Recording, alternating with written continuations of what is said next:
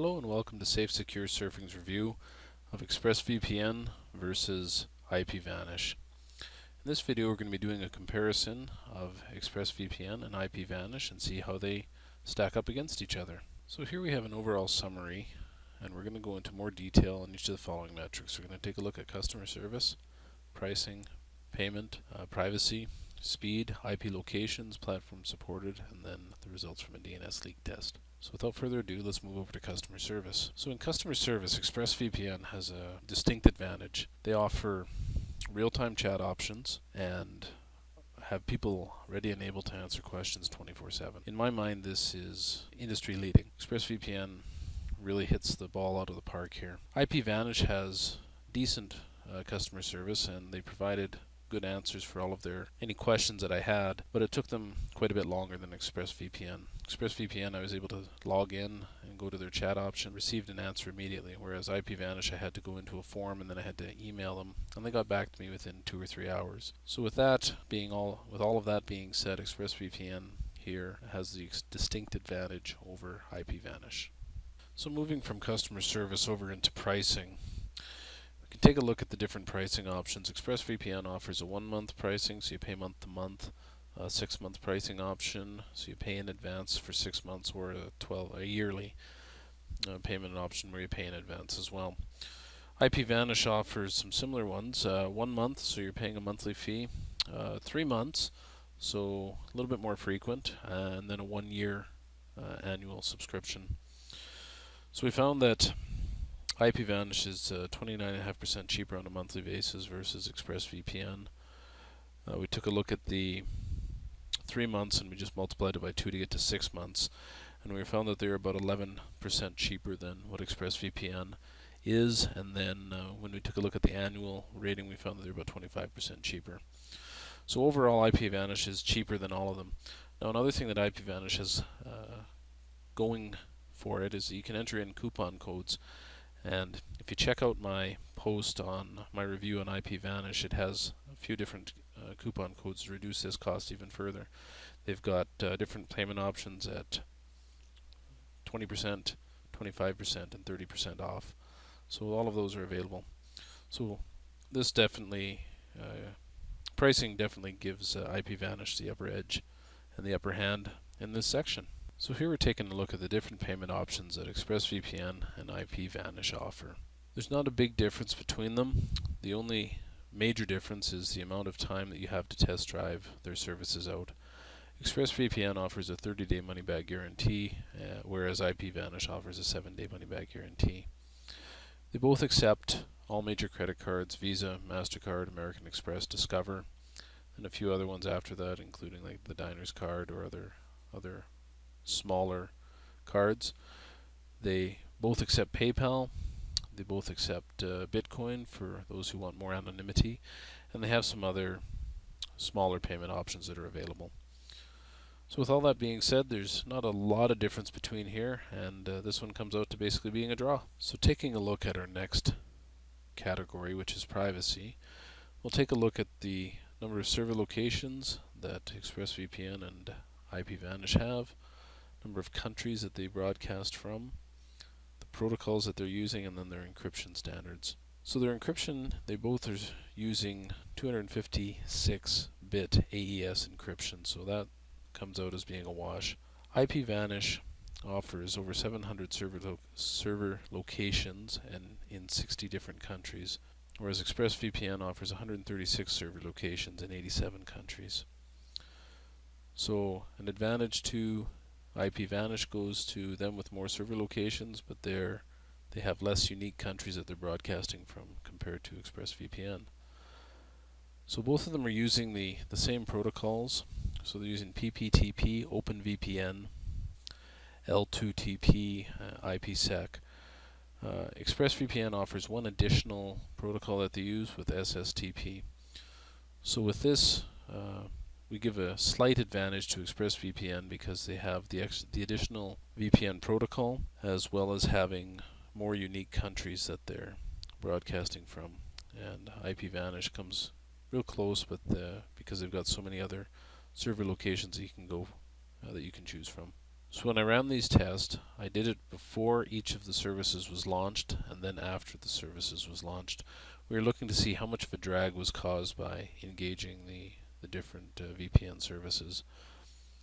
So ExpressVPN, before it was launched, had an average of 6.83 megabits per second for a download speed and an upload speed of 0.89 megabits per second. After it was run, they had 5.28 megabits per second and an upload speed of 0.72 megabits per second. IPVanish had an upload speed of 1.13 and a download speed of 6.68 before their service was launched. And then after it was launched, they had a reduction to 6.28 megabits per second and an upload speed of 1.10 megabits per second. So the advantage here goes to IPVanish. They are a whole megabit per second faster on their download speeds after the service had been launched, and then their upload speeds as well were a bit faster, about half a megabit per second. IPVanish's service doesn't cause as much of a drag, whereas ExpressVPN's does cause more of a drag on it. And just for a point of reference, my regular internet speed is 6.0 megabits per second, so just use that as a baseline comparison. So next we took a look at IP locations. This was to verify and validate that the servers that we had selected at different points across the world were actually broadcasting where we had selected from. Both ExpressVPN and IPVanish hid your original IP, but had some servers in different locations that were broadcasting, saying they were broadcasting from one spot, but they're actually giving a different location as their output. So with IPVanish, when we were in Seoul, Korea, it showed us as having multiple different server locations across, some in Korea, some in the United States, and things like that. ExpressVPN was more so when it was in the States. They took a look at when they were in California. When I selected the server from California, for instance, it showed that it was in California, but it was also broadcasting from some other locations as well. So they did both hide your original IP addresses, but they weren't necessarily broadcasting from where they said that they were broadcasting in a couple of cases. Most of the sites worked out just 100% fine, and there was no issue with this, but there was a couple of different servers in different locations where this caused some issues. So in our second to last category here, we wanted to take a look at which devices both of the VPN services supported. So for the most part, they both support all of the same sources. So you can use it for Windows, for Android, for Mac, for iOS, for your iPhone, for your iPad, for Linux, for different routers and stuff like that. So there was no real difference as platforms are supported. That being said, ExpressVPN offered a VPN service for BlackBerry, which I didn't even know was still a thing, and IPVanish offered one for Chromebook.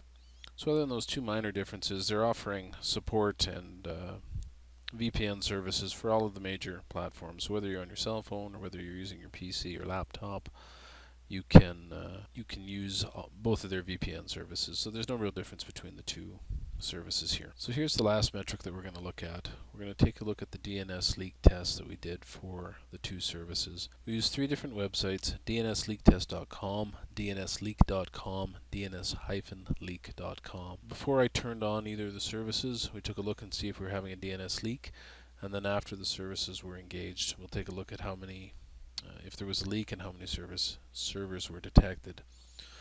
So both ExpressVPN and IPVanish showed similar results before the service was turned on, which makes sense because we haven't engaged either VPN service. So we were showing leaks, and we saw anywhere from 2 to 4 servers being detected on the two of them. Now after ExpressVPN was turned on the 3 websites, 2 of them showed no DNS leak and only 1 server being detected, and the third one showed a DNS leak with 2 servers being detected. So we'll go over and we'll take a look at IPVanish here. No DNS leak found on any of the 3 websites. There was only 1 server found on each of them. It should be noted that when I was using dnsleak.com for IPVanish, that it said that there was a leak, but when I looked at the data, I could only find that there was 1 server being detected. So there's a slight caveat there, but I'm just using this to as a caveat, just to make you aware. But I give this one the advantage to IP Vanish VPN. Okay, so we've come back to our chart, which sums up all of the results here. We'll just do a quick summation. ExpressVPN wins out in the customer service and privacy ones. Customer service was definitely the strong point of ExpressVPN. IP Vanish wins out on pricing, speed, and DNS leaks. They've got lower prices than ExpressVPN, sometimes as much as almost 30%. They're not providing quite as much of a drag on with their speed tests, and their DNS leaks, they weren't showing any DNS leaks at all. Where there was no real difference was in the payment options that were available, the IP locations the platform supported. So with all this information that we have here, we'll go ahead and say that IP Vanish would be the recommended choice out of these two. That being said, ExpressVPN still offers fantastic service, and there's nothing fundamentally that's wrong with their service, just that IP Vanish has a slightly better recommendation, came out faring slightly better in this comparison test. So if you have any additional questions or comments, please feel free to leave them below. We'll get back to you as soon as you can. You can also see links in the video notes here to both of the full reviews for both ExpressVPN and IP Vanish, as well as a comparison post with more detail linked at my website, safesecuresurfing.com. Thanks so much and have a great day.